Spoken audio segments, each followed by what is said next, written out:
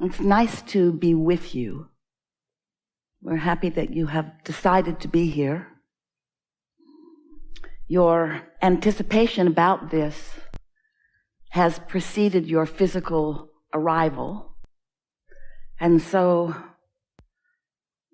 the non-physical part of you has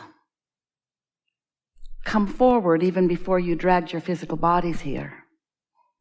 And so everyone here, and we have you outnumbered, is eager about this conversation, this longer than usual, exceptionally valuable to you and to us and to all that is conversation about creation, about being joyful, about remembering that life is supposed to feel good to you. Life is supposed to be fun because you are a creator in an environment you came to create in. And your own deliberate thinking of thoughts, your own deliberate setting of your own vibrational tone, your own personal, conscious integration into your time and space provides for you and for all that is continual new expansion. You are leading edge creators in a leading edge environment, and you can't slow or stop the leading edge, but you can personally not keep up with it. And we're not talking about a leading edge that has been assigned by someone else, or even the leading edge that the collective consciousness that is you has provided. We're talking about your own personal leading edge that your own contrasting life continues to provide.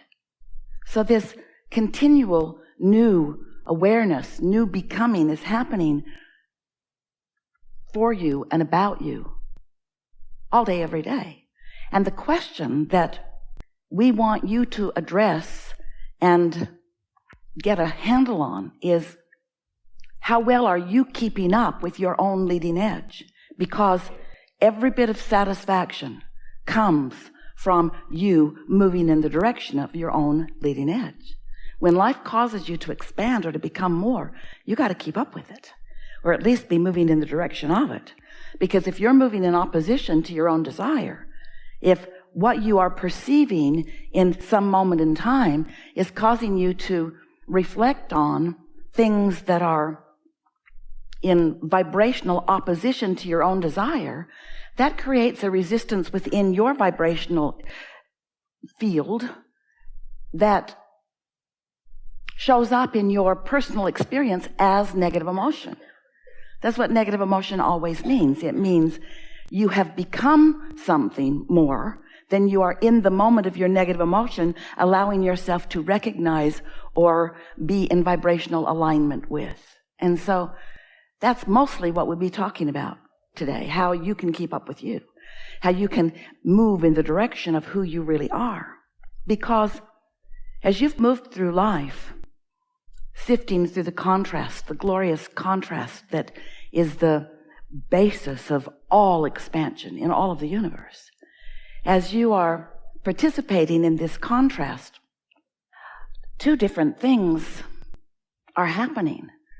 The most significant is that you are coming to new awarenesses of what you prefer, whether you're speaking it out loud or not. You just can't live in a moment in time without the experience causing you to identify what you would prefer. It's just how we are all oriented. So as you're radiating those preferences, the non-physical part of you understands the newness that you have discovered, focuses upon it unequivocally with no resistance, becomes immediately a vibrational match to the new expanded version of you, which gives you an opportunity then to feel even more keenly your relationship with your own inner being, whether you're flowing in the direction of your new expansion or not. So So while life is causing you to continually expand, it is also showing you what thoughts and habits of thoughts, that's what a belief is. A belief is just a thought that you continue to think. What habits of thought that you're bringing forward with you into your new day and your new day and your new day and your new day that are hindering the newness that you are asking to be. You hold beliefs from past experiences, maybe something that happened to you, maybe something that happened to someone else that you observed, maybe something that happened to your parents or their parents that they told the story often enough that you became a vibrational participant in that story. But what we're getting at is, at the same time that life, your life, is causing you to constantly expand, it's possible, probable, happening all day, every day, that the life that you have lived is holding you back from the expansion because you just keep believing stuff. And by believing it, we mean thinking about it, we mean activating it, we mean introducing it into your right now vibrational point of attraction. Ooh, ooh, ooh. You heard that, didn't you?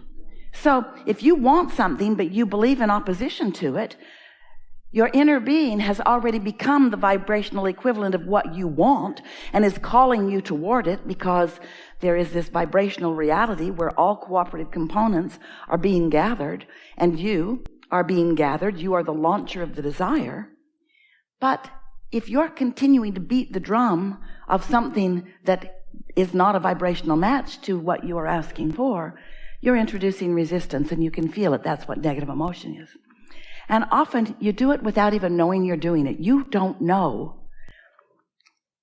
You don't really know across the board what beliefs you currently believe that are in your way.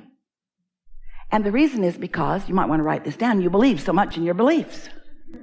You believe so much in them. And we understand why you believe in them, because when you believe something, you offer a vibration about it and you keep recreating it. So something that happened a long time ago, you keep renewing your membership to. You keep bringing it forward. And so then the memory, which could be very slight or non-existent at this point, is really active and alive because you talked about it today and you talked about it yesterday and you talked about it the day before, even though it happened 20 years ago. And so when people encounter you, you're a fresh new person. And if you're like most humans, you're regurgitating a lot of old stuff. So things don't change very much if that's what's going on with you. Oh, different faces in different places, but same old, because you continue to offer these same belief patterns. When Jerry and Esther first met us, Esther was quite happy about her realization that she was tuned in. She was in the receiving mode of infinite intelligence. And she said to Jerry, now I will be able to know who's lying to me. And Jerry just smiled. And he said, well, that will be quite helpful, I'm sure. And then, as they discussed it with us, we said a better thing to be asking rather than, is this person lying? Esther was really excited. There was a judge program on the television at the time, long time ago, Judge Wapner. And he had these real live cases. The people were real and the cases were real, and Esther planted herself right down in front of the television to see this because she knew they were going to say that and they were going to say that, and Abraham was going to tell her which one was telling the truth. And so the first program came on and she watched, and we said a better question to ask is not who is telling the truth. A better question to ask is who believes what they're saying. Because when you believe what you're saying, you don't split your energy. It's only when you say something in opposition to what you believe or desire that you split your energy. Esther was quite disappointed because she, like the judge, wanted to nail one or the other of them. Well, who's just the most right? Who's the most right? But after a little while, and through a lot of life experiences, Esther, and we are sure it's happening with you too, you come to realize that there is room for more than one point of view. And since you create your own reality, nobody else does, then you identifying what your point of view is a really good thing. When you identify what your point of view is, and this is where we come in, you work just a little bit to mesh your point of view with the point of view of your inner being, who has broader view and longer view, and who is always on your side, who is always wanting to help you find your path of least resistance to what you desire. Your inner being is not standing in non-physical awareness like Judge whoever it is, trying to decide your rightness or wrongness, or pin you to it, or hold you to it, or make you admit it. Your inner being is just living all day, every day with you, enjoying how your life is causing you to expand into ever increasingly new preferences. And then your inner being is holding the vibrational tone of that new preference so steadily that if you try just a little bit to get into vibrational alignment with who you really are, you'll be able to feel yourself click into place with your desire rather than oppose it with other beliefs. We have a quick story to tell you to sort of show you how simple and silly and how easy it is for you to hold yourself in opposition of something that you want. So here's an example of something that Esther has been living for about 10 years. Jerry and Esther bought a house and a house next to it in Southern California. Overlooks the ocean, very pretty place. And then they renovated both houses, one for them to live in and one for guests to come to play with them. And the guest house was renovated into a Tuscan theme. And part of it was a beautiful Satillo tile floor. And when Jerry and Esther chose the tiles, oh, they were spectacular. Just the attitude and just the look. And they were accented with little porcelain tiles, and it was such a pretty herringbone pattern that is laid, and it just took their breath away when they saw the sketch and realized what it was going to be, and then saw the tiles. Well, as it came time to lay the floor, the contractor could not find that tile, and so he bought a substitute. And the substitute was not glazed like the sample that they had seen, but he said to them, "Don't worry, we'll lay it and then we will seal it, and it will look the same." Well, it didn't look the same, didn't look anything close to the same.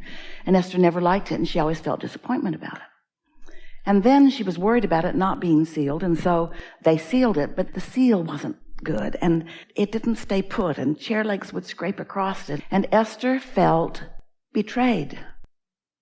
Didn't get what she wanted. Didn't like it, but it was a lot of floor. Big space, even into the outside patios.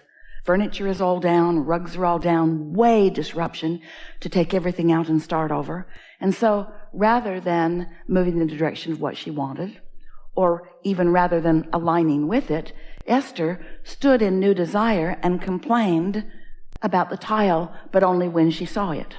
So if you came to visit her, she would say, "Come on in. Floor's ugly."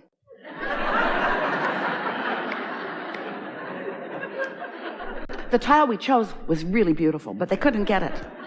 And so they got this, and then they sealed it. Look how it's coming up there, and look at that. Yeah. I guess I could replace it, but it would be so disruptive. So disruptive. And so, even though it would be so simple to replace that floor, really, Esther's hardly ever even there. So it wouldn't disrupt her experience. Somebody else could move the furniture. They might bang it up. Someone else could move the furniture. Where would we put it? Someone else could move the furniture. They'll put it outside and they'll get rained on. Someone else could move the furniture. It's going to cost a lot of money, and it's their fault. They should pay for it. They can't pay for it. They aren't able to pay for it. It's been 10 years ago. So Esther doesn't let it be easy because she has this truth that she feels obligated to keep active. She must continue to explain, so it seems, why this reality exists against her desire.